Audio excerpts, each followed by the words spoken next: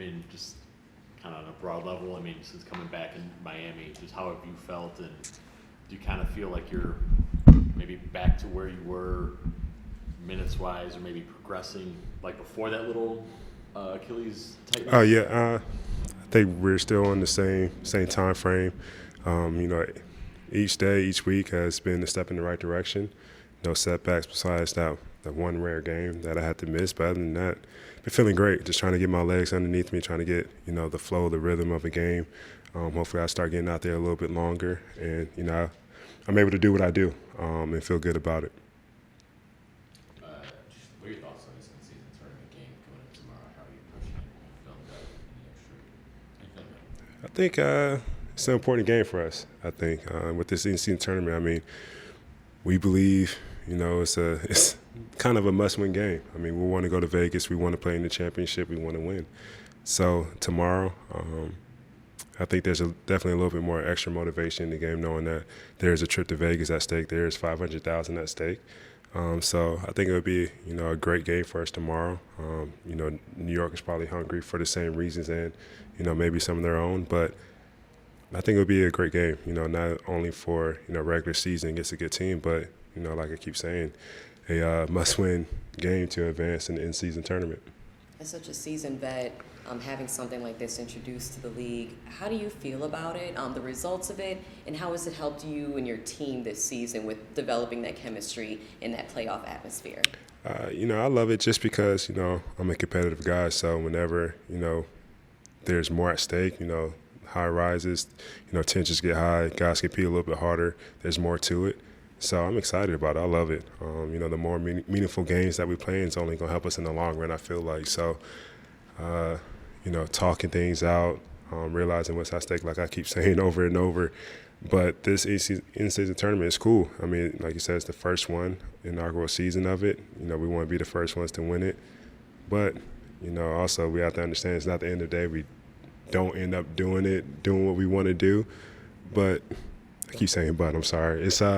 I think it's a fun thing just for the league, for the fans, for everybody involved. It's almost like the playing situation. We weren't sure what we were going to get. The first season we got, and everybody loved it. Once they realized they weren't going to be in that playing game, but it's just an exciting way to keep fans engaged and keep things competitive in the middle of the season. As the season's gone on, you've gotten to play like the final 5 minutes of games, and in the last couple of weeks, it's kind of been some nights it's you with the ball in your hands. Dame, Giannis, Bees hits a baseline fader the other night. Brooks hit some big shots. What's it like to have kind of 5 guys out on the floor that you guys trust in those moments? It's fun. It's fun. I think it's fun because we don't have to put so much pressure on ourselves to do it by ourselves. We realize we have a talented bunch who's ever out there closing the game. So whatever set we're in, whoever who has the ball, we know at the end of the day they're unselfish. They're trying to make the best play to win. I think the best one I could think of is in Chicago. We end up losing the game, but Dame has the ball 2 times in a row at the end of the game, and he finds Malik in one corner and Brook in the other corner. One to, I think, tie or close the lead and one to take the lead. And that just shows, what type of team we have. Skillful players, talented players, but then a guy that scored 70 in this league with the game on the line that trusts to make the right play and find guys. So it's comforting to know that.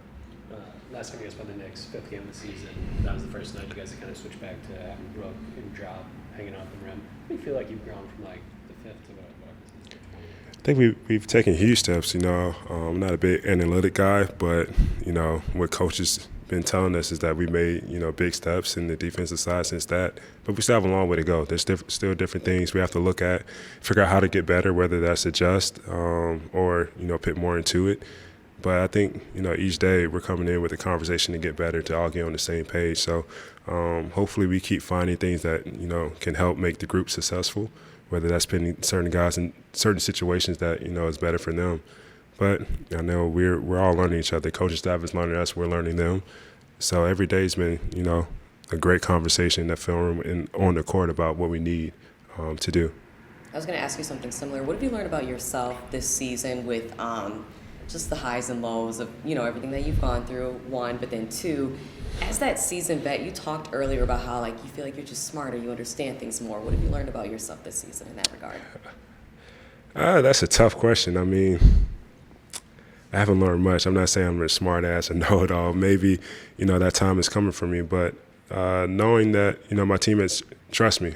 So whatever I have in my mind, say it. We may disagree about it, but we'll have a conversation about it. Just get on the same page and make sure we're all, understanding why we're doing this and the purpose behind it. I think, for me, that's the most important thing, to have purpose about everything that we do on and off the court. Just because there's got to be some meaning behind it. Once there's purpose, you're going to care about it. You're really going to, put your all into it.